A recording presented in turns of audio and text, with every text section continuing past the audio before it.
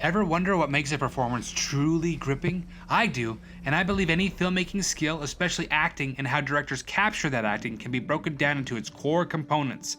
Think of this video like flashcards, training your eye to recognize the why and the language of dynamic acting. Today we're dissecting the powerhouse performances of 10 Cloverfield Lane. This is part 2 on a series on the acting of this scene. Howard has all the power in the room. Michelle is scared of him and wants to escape, while Emmett is the peacemaker. Let's dive in. Best damn sauce I ever had. That's not a bad point.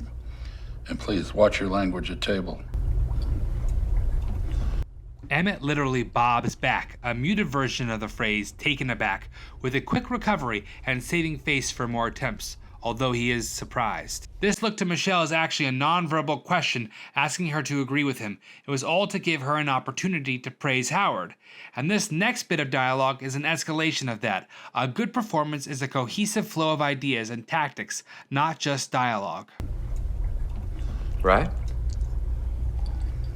Her looking down at her food is her saying, "I don't want to be associated with you." And then it's again with Michelle's look to check for the status and approval of Howard. It's important to remember this is her scene. She goes from fear to an attacker, a big character arc. And then in the first minute and a half, she's still playing the same checking for safety glances. You know what I haven't been able to get out of my head for some reason? Ever since I got down here. A new glance can be as loud as any dialogue in communicating, and here she is saying, "What are you up to now?" Tattoos. Seeing his showboating isn't getting Michelle to chime in, Emmett is changing what they call tactics in acting and is using humor.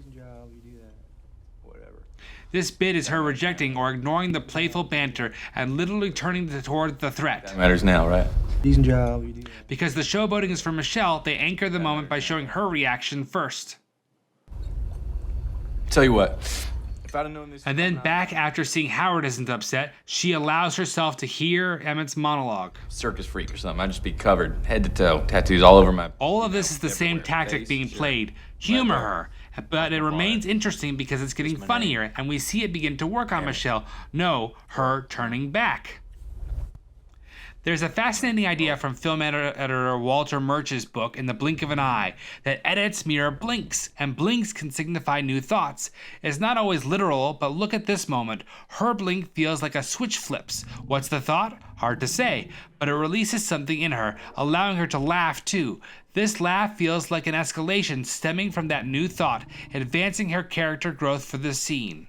Notice his eyes are squinted, as if he's trying to focus on something far away. It's interesting because we sometimes make a similar face when searching for a thought or an idea, like we're trying to bring it into mental focus. We might look away while gathering our thoughts, so when someone finds what they're looking for and turns back, it feels significant. And here that return could signal an impending interaction, possibly even a confrontation, and clear a step up in the scene's rising tension. I don't even know what that means, but, you know, I hear people saying it all the time, so it must be cool. Howard's look to see Michelle's reaction, you'll see in a bit, it's kind of a competition for him. Who is closest to her, him or Emmett? These shots show the answer, 2 versus 1. Sitting up means preparing himself. Anything you wish you'd done? In all honesty, no. Small awkward pause and jilted speech creates contrast with smooth-talking Emmett. John Goodman is serving not only his character, but the dynamics of the scene. Maybe take a pilgrimage to wake up?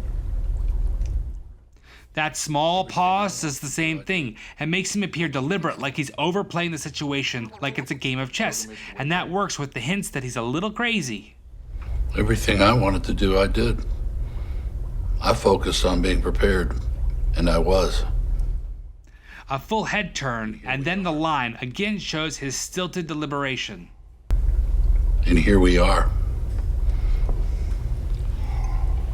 And because he looks right at Michelle, he changes the subtext behind the word we. It's not only that he's really talking about him and Michelle only, but there's a possible you owe me behind it. They don't rush to the next dialogue. They let that weirdness be heard and felt by the characters. On purpose, silence sets up a tense moment. Oh my goodness. Is that Monopoly? There we go. Yeah, that's how we kill the time. I mean, what'd you say? We're gonna be down here, what, like a year, two, maybe? I bet you if we started a game right now, we might. Now, this next part is you taking a turn in the comments section to break down the performance of this moment. Rewatch it a few times. It's a juicy one, so practice breaking down a performance like you were a Hollywood director. Kill the time. I mean, what'd you say? We're gonna be down here, what, like a year, two, maybe? I bet you if we started a game right now, we might. See what I think when I continue this breakdown in part 3. Like, subscribe, and hit notifications to practice thinking like a director from your home.